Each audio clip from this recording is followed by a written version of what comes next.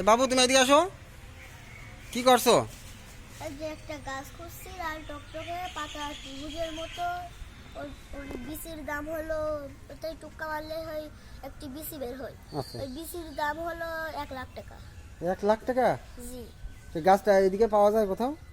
এদিকে পাওয়া যায়, যেখানে সেখানেই পাওয়া যায়। তাই তুমি ঝোড় জঙ্গলে খুঁজছো? জি, ও, তাই পাইছো একটা এই ধরনের গাছ? এখনো পাইনি। ও, তো তো পাইলে কি করবা? পাইলে ওই গাছটা আমি লাগাবো, গাছের দামও 1 কোটি টাকা। 1 কোটি টাকা? জি, আরে আল্লাহ! কিন্তু এই ঝোড় জঙ্গলে যে খুঁজছো, যদি সাপ পোকামাকড় থাকে? যতই কিছু হয়ে যাক ওই বীজটা আমার লাগবে। যত কিছু হয় তাকে বিচি তোমার লাগবে? জি, আহা, তোমার কি খুব টাকার খুব দরকার? জি, ও, আচ্ছা ঠিক আছে। তো খুঁজি পাইলে আমিও যে তোমার সাথে একটু খোঁজাখুঁজি করি, যদি পাই দুজনে অর্ধেক অর্ধেক করে ভাগ করে নিব। জি। আচ্ছা ঠিক আছে, তা একটু খোঁজ করো।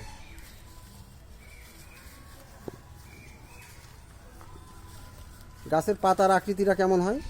আক- গাছের পাতার আকৃতি ত্রিভুজ আকৃতি। ত্রিভুজ আকৃতির? জি, ও, তার ভিতর থেকে লাল কি বীজ বের হয়? ও, আচ্ছা, তা একটু খোঁজ করো।